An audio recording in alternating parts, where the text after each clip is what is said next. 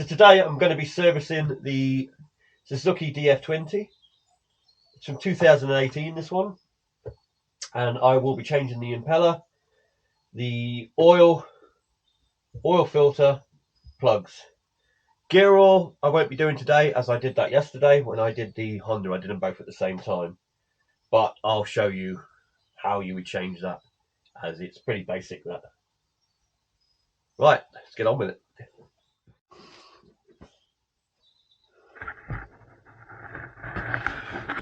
So what we're going to need to do is remove the bolts from here and on the other side. We're also going to have to detach the gear lever, which is here.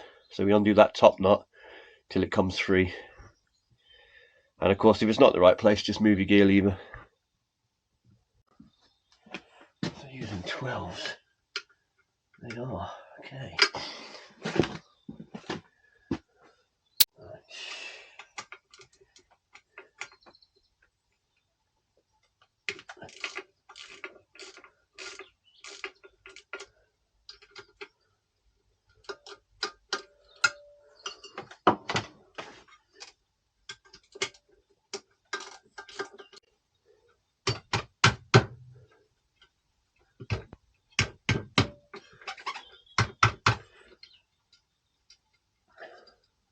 Sometimes these can be a bit tight, but this one shouldn't be.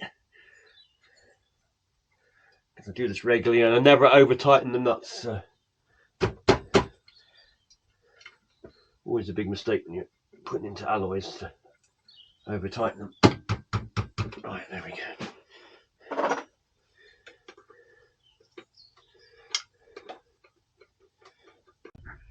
I've just tilted it so we can get the angle to get the leg off. Move that out of the way. Right, last one.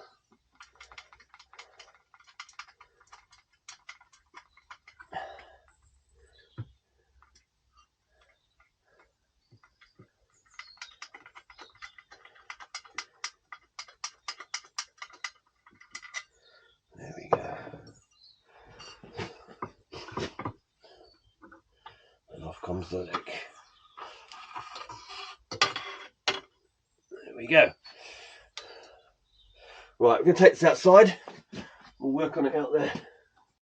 So when I work on the impeller and I've taken the leg off, I tend to just clamp it to the side of the bench using clamps like one there and just one there so it can't kick out. I don't over tighten the clamps, just enough to hold it basically. This will hold it in position anyway.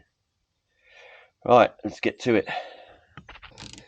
Now, as I've said on previous videos, I tend to leave my impellers in these engines for 2 seasons, but I'm only using sort of anything from a 2 horse up to a 20 horse engine, so I'm not using really big engines, and they've always been perfectly fine. We'll find out today on this one, because like I said, this one's been in here for two seasons now. That's when we put the last new one in, and we'll see what it looks like.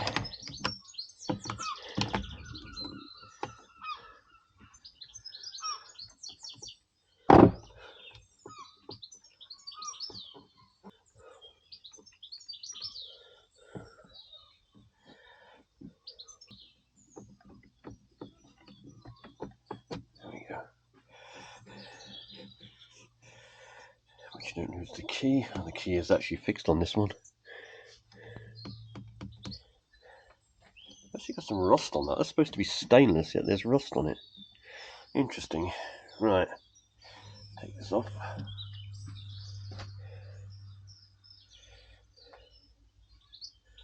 There's the old impeller in there. Just going to pop that out and then we'll take a look at it. Right, so there it is. It's obviously bent, a little bit bent. It's got creases, a few creases in it, but no breaks, no tears, no damage. Still perfectly fine, but we're going to change it because, like I say, we change them every 2 years. But what I'll do is, any that aren't damaged, I'll throw them into a box just as an emergency. If there's ever a case where I can't get hold of one, or one goes mid-season, anything like that, I can quickly put one in. At least I've got one that I can use temporarily. We've got a new gasket, and we've got the new impeller, so we're good to go.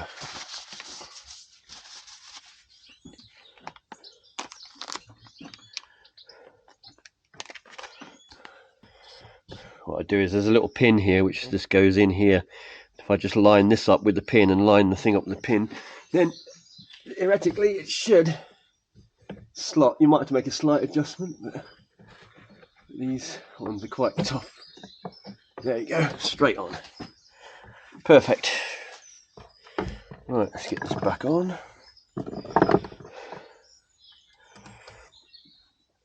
Tiny bit of grease on the nuts.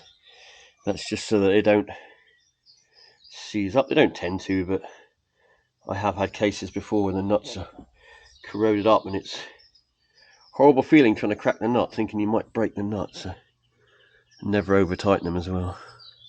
Don't need much, just a smear. Check everything is seated right before we tighten up. Right, very good.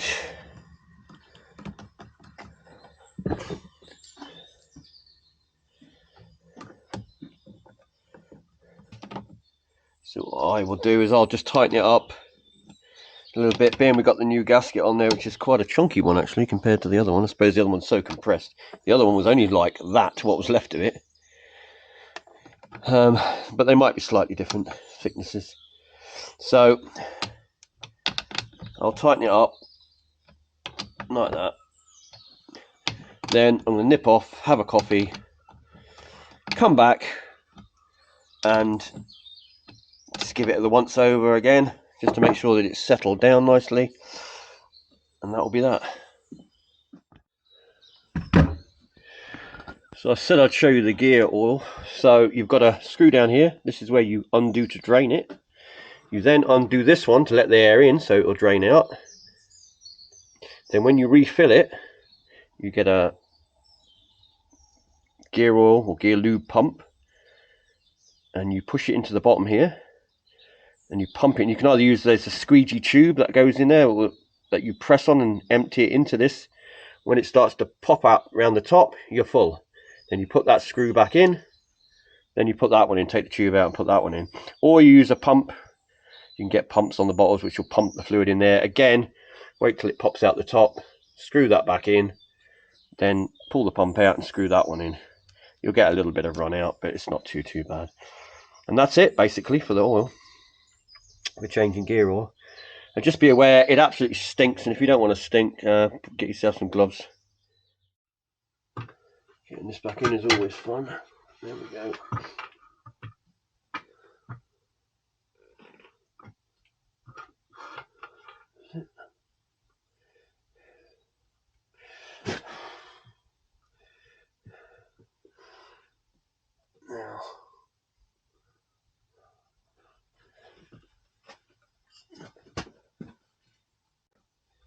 Now, if you can't get it to go in,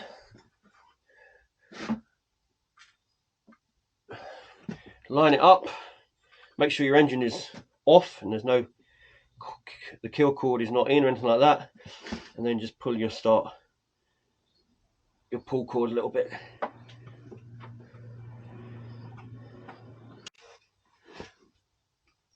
Right, it's back in, a little bit of a fiddle, but it's gone in.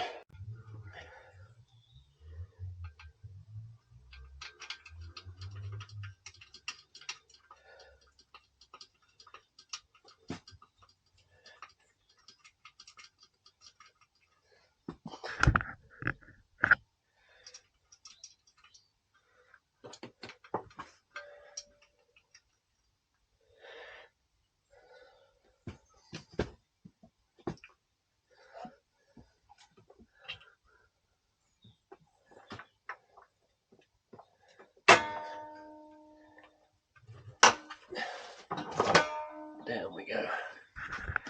Right, finish tightening these, and that'll be us done.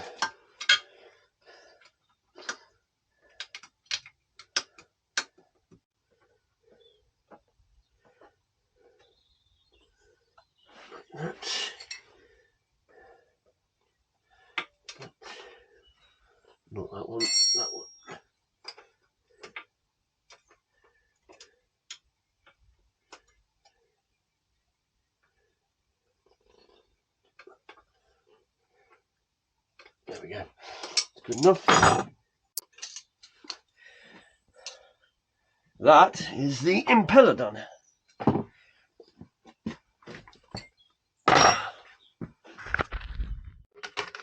Right, now oil change. First thing you want to do, drain the oil. You're going to need a big Allen key that fits in there. I don't know if they're all Allen keys fittings, these engines, but some are screws, some are Allen keys. This is Allen key one, so we've got to crack the nut off and then drain the oil. So like that. And the trick here is to do this without losing the screw in the pot of oil.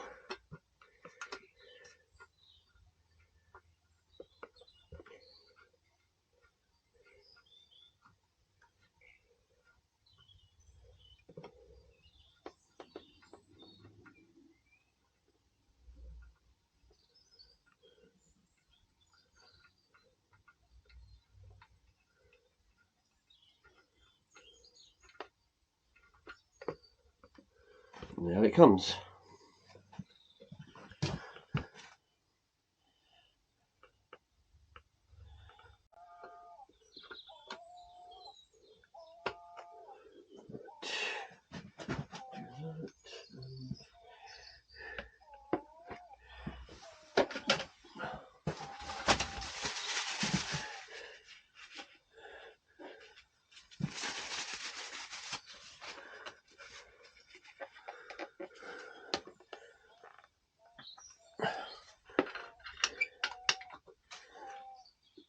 There we go. First things first, going to have to take the cowling off. So basically, you've got to undo all the screws from the top cowling, take it apart, take this off as well to get to the oil filter. But that's what your filter looks like. That's the filter for the Suzuki. It's very small, compact little thing. Like the Honda uses one that's more akin to a car. In fact, I could show you a Honda one. Honda ones look more like this kind of thing, like you get on a car. But the Suzuki one is like this. To remove the cowling, you're going to need either a Phillips head or an 8mm socket. Right, well, I've undone the cowling. Now, I haven't taken it completely off. I don't need to. You can do if you want, but basically you undo this side, the screws on this side, and you'll be able to just lower it out of the way, or you should be able to just lower it out of the way enough to reach it. Like I say, if you want to take it off, then just take it off. Now, I've moved this out of the way. This just pushes onto these pins here. You have to get that out of the way to get to it, and you're just going to have to move the lines out of the way here. Now, it's pretty simple. It's three bolts in there. You take this plate off, and it's inside there.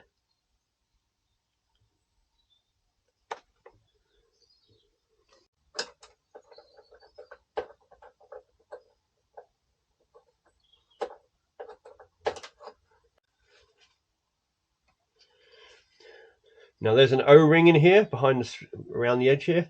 You can replace that.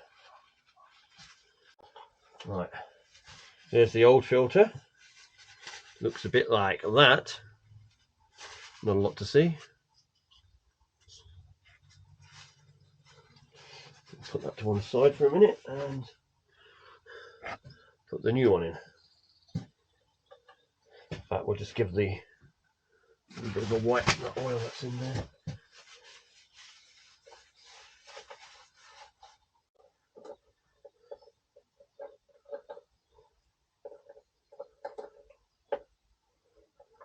Right.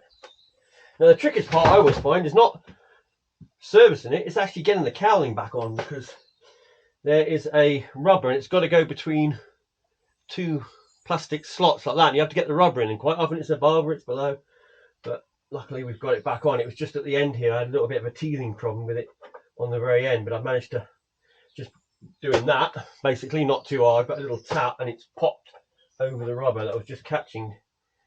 So we're good to go again. Just going to get the screws back in. Take the screws out as well. Just make sure you know where they go, because they are different lengths, some of them. So.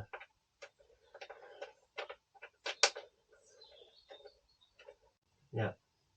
Yep, that's fine. Right. Next thing is oil. Now, I said this on another when we did the service for the 10 horse, that I always put 10W40 in. Now, it recommends on the Honda to put 10W30. I've always put 10W40 because I don't live in a cold area, and obviously they have a general oil which is going to suit all climates because of the viscosity. So I go 10W40 because we're warmer. If you lived in a cold area, I'd go 10W30, semi-synthetic. And on this particular engine, I will show you, there is a sticker on this one right there. I don't know if you can actually read that, but it does actually say SAE 10W30 or 10W40. So again, if you live in a very, very cold place, probably 10W30, so it keeps a bit runnier. If you're in a warm place, then 10W40, because your oil's always going to be quite warm and runny. So your refill is there, your dipstick is there to check it.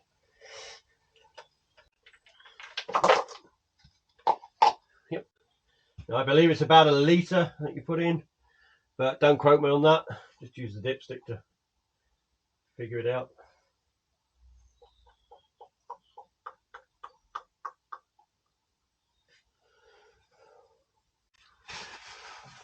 So what I tend to do is I'll fill it up, get it within whatever amount of range or in the level, and then I'll run it for a little bit, and then I will let it settle, and then I'll check the level again just to make sure so it all settles out, because obviously it's got to find its way around, especially with the new filter and that. It needs to soak it all up and all the rest. So.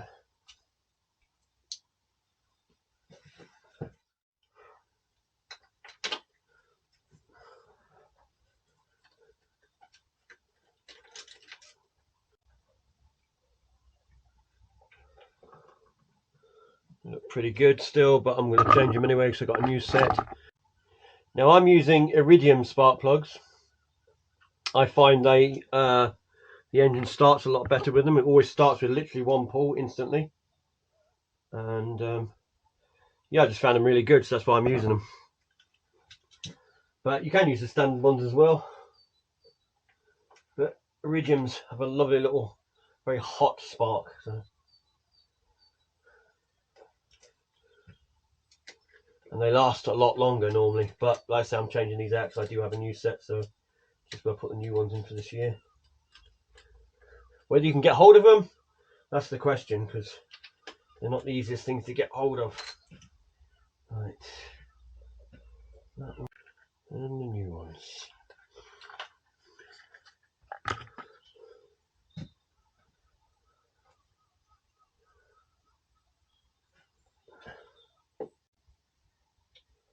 There we go. Nice. Back on.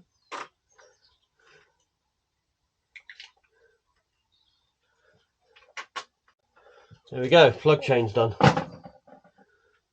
Now I said I'd also show you where the thermostat is, and I'm also going to check the anode, the internal anode, which is behind this. So you have to undo this bolt, move the wires out the way, and just pull it out, and the internal anode is on the other side of that. Now it needs to be checked, but it hasn't been checked since having the engine, basically, that. So I'm going to have a look at that, and I've got a replacement as well for that. The thermostat is back here. There's 3 bolts, one up there, one down there, and one in there. Now, that bottom bolt can be a problem if you don't have a right tool to get at it. So what I would normally do is put a little bit of wire, undo it a little bit, or halfway, put a piece of wire on it so you don't drop it when you take it out. And when you put it back in, same procedure, just lower it down on a thin piece of wire, tighten it up halfway, pull the wire, and it will just bend off of it, and then you can tighten it up. Save you a lot of hassle, because if you drop it down inside here, you might have struggled to get to it without having to take the cowling off if it gets underneath the engine. But your thermostat is basically behind that black thing there, that black plastic cover. See the anode inside? Pretty rotten. It's not too bad actually. It's a lot of, if you clean it up. I do actually have another one that I can replace it with, so you might go ahead and do that.